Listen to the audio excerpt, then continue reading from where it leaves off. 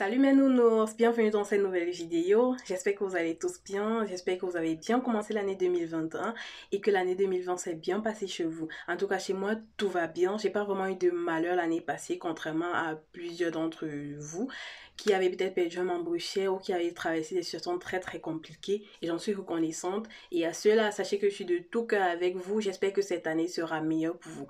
Recevez mes meilleurs vœux et j'espère que vos souhaits, positifs bien entendu, pour cette année vont se réaliser.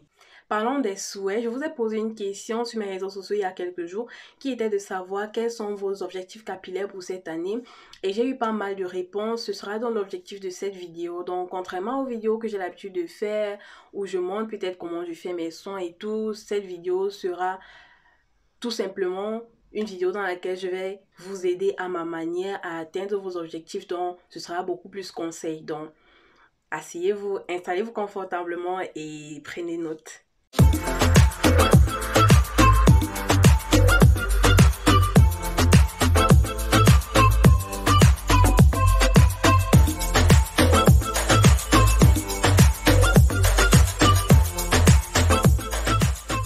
Je vais donc vous lire les réponses que j'ai collectées sur tous mes réseaux sociaux et donner mon conseil au fur et à mesure.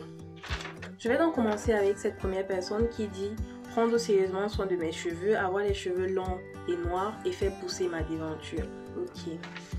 Déjà, comme dans toute chose, tu dois se focus sur tes objectifs, tu dois avoir la détermination, tu dois mettre tous les moyens de ton côté.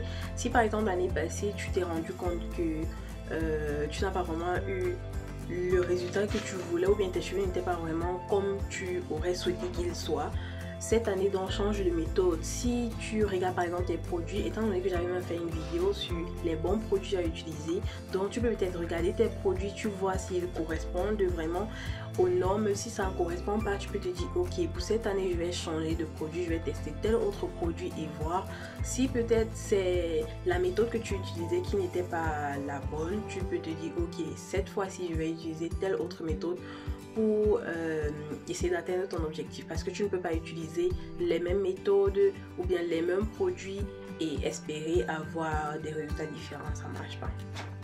Avoir des cheveux longs, bon déjà ici je vais pas te conseiller un produit miracle, il n'y a pas un produit qui va te donner une pousse fulgurante en 2 mois et tout, mais c'est la succession de plusieurs étapes en fait, de ce que tu fais, de ce que tu appliques sur tes cheveux, de comment tu appliques et tout ça est sur ma chaîne, c'est-à-dire déterminer d'abord de quel type de porosité tu es, savoir si tu as les cheveux fins ou épais et faire les soins en fonction de cela.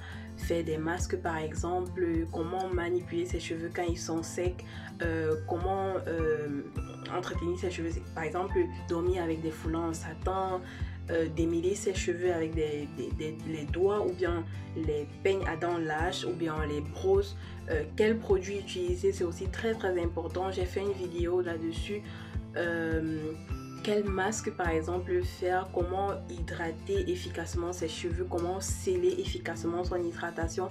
Tout ça est sur ma chaîne, tu n'auras qu'à défiler et cliquer. Avoir les cheveux noirs, je sais pas si tu as déjà eu à tendre tes cheveux, mais si c'est le cas, je te conseillerais tout simplement de laisser pousser tes cheveux et de couper la partie tendre. Couper la partie tendre, conserver la nouvelle pousse et voilà, tu auras tes cheveux noirs. Mais si c'est pas le cas et que tu es plutôt dans le cas où tes cheveux ne sont pas de nature noire et que tu aimerais avoir des cheveux noirs, je te conseillerais juste d'accepter en fait tes cheveux tels qu'ils sont. Moi non plus j'ai pas de cheveux noirs, pour ceux qui me connaissent dans la vraie vie, peut-être comme ça à travers la caméra ça paraît noir, mais c'est vraiment pas le cas pour ceux qui me connaissent. J'ai pas de cheveux noirs et je m'en plains pas, j'en suis même très fière. Ça fait une particularité, il faut de tout pour faire un monde. Je vois pas pourquoi tu veux absolument des cheveux noirs. Je ne te conseillerais pas de teindre tes cheveux. Je ne crois pas qu'il existe des teintures permanentes, mais même si c'est le cas, peu importe la qualité, elles vont altérer tes cheveux. Donc il faut faire attention. Je te conseille juste d'accepter tes cheveux tels qu'ils sont. Dis-toi que tu n'es pas seul au monde, je suis là. Nous avons les cheveux pas noirs et on est bien avec. C'est toujours la même personne, faire pousser ma déventure. Alors je conviens avec toi que la déventure est une partie très sensible et qu'on devrait en prendre particulièrement soin. Donc il y a des produits, des méthodes à adopter pour déjà ralentir la chute des cheveux à cet endroit et, et, et activer en fait la circulation sanguine et dans la pousse. Il y a tellement de produits, les gens parlent de tellement de produits à cet effet. J'ai pas encore testé tous les produits. Par exemple, les gens parlent du jus d'oignon, jus d'ail, jus de ginger. Franchement, j'ai pas encore eu le courage de tester l'efficacité de cela. Donc j'en parle aussi comme ça, tout simplement pour que tu puisses peut-être aller faire des recherches et tu décides toi-même si tu veux essayer ou pas. Mais à mon niveau, je te conseillerais beaucoup plus les huiles essentielles et les huiles végétales. C'est ça que j'ai testé et je trouve que ça marche en fait. On a par exemple l'huile végétale de ricin et l'huile essentielle de menthe poivrée. Donc tu peux mélanger les deux. Je vais laisser le dosage dans la barre d'infos et tu pourras mettre à chaque fois que tu ressens le besoin. Moi, je mets de l'huile sur mes tempes pratiquement tous les jours, au matin et soir. En tout cas, chaque fois que de l'eau passe sur mon visage, je mets de l'huile par la suite. Parce que si j'ai lavé mon visage et que le savon a peut-être touché, ça veut tout simplement dire que j'ai desséché en fait la partie, c'est déshydraté et tout.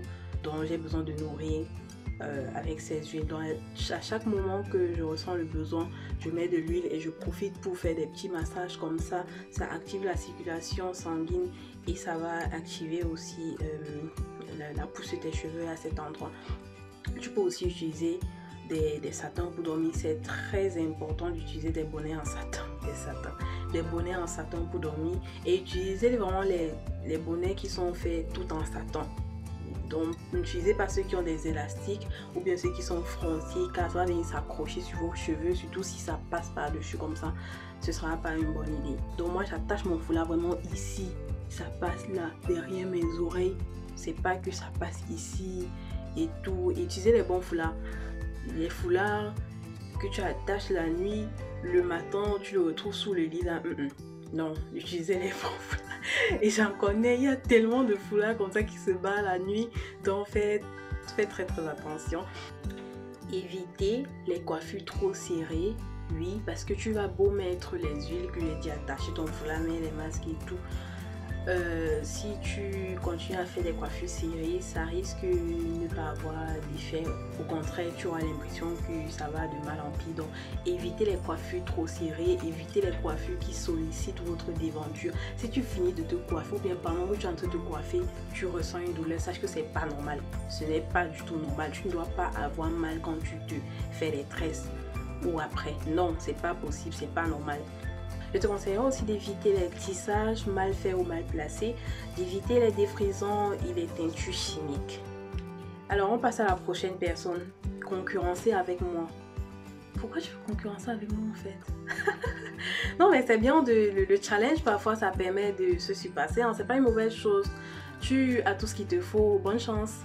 La troisième personne, je veux des locks et avoir des cheveux durs comme l'éponge des mamites. Tu veux des locks, bah va chez le coiffeur, je sais pas quoi dire. Tu vas chez le coiffeur, il te fera tes locks. Maintenant si tu veux les cheveux durs comme l'éponge si je retrouve la personne qui a fait le commentaire, si maintenant si tu veux des cheveux durs comme l'éponge des mamies, t'as qu'à ne pas en prendre, soit tu les laisses faire ce qu'ils veulent. Donc voilà, ils sont durs vraiment comme tu veux, comme tu les aimes. Alors la prochaine personne, avoir des cheveux aussi beaux et jolis. Merci. Déjà tout ce que je dis depuis le début c'est pour avoir des cheveux beaux et jolis, hein. Donc ajoutez à ça peut-être le fait de bannir la chaleur. Voilà, bannissez la chaleur de votre routine en fait. La chaleur sur vos cheveux, je vous avais déjà expliqué dans une vidéo, la chaleur n'est pas bien sur les cheveux. Si vous voulez utiliser de la chaleur sur vos cheveux, je crois qu'elle doit être inférieure à 25 degrés. Je m'en souviens plus trop, au risque de dire des bêtises. Je vous invite tout simplement à aller encore regarder la vidéo. Je vais aussi laisser le lien en haut de la vidéo. La prochaine personne a parlé de volume et santé des cheveux. Alors c'est très bien que je parle du volume parce que voyez-vous, les cheveux aussi dépendent de la génétique. Donc je vais t'inviter ici tout simplement à adopter les bonnes méthodes sur tes cheveux, utiliser des bons produits parce que c'est très important. Les produits, les méthodes, la fréquence, ces trois choses sont très importante pour avoir de bons résultats. Si tu finis de faire tout ça et tu te rends compte que tu n'as pas peut-être le volume comme X ou Y, il faut tout simplement accepter tes cheveux comme ils sont, c'est la génétique, tu n'y peux rien. La prochaine personne me dit avoir les cheveux de Bob Marley. Pourquoi tu vas avoir les cheveux de Bob Marley en fait? Bon, je crois que Bob Marley il avait les locks, non? Bah, va voir le coiffeur de Bob Marley, c'est pas sorcier. Mon Dieu! Une autre personne me dit combattre la calvitie à fond. Non, mais tu n'es pas sérieux. Déjà, la calvitie, c'est héréditaire et on ne soigne pas la calvitie. Je crois que même si on fait une greffe, franchement, la greffe a refusé.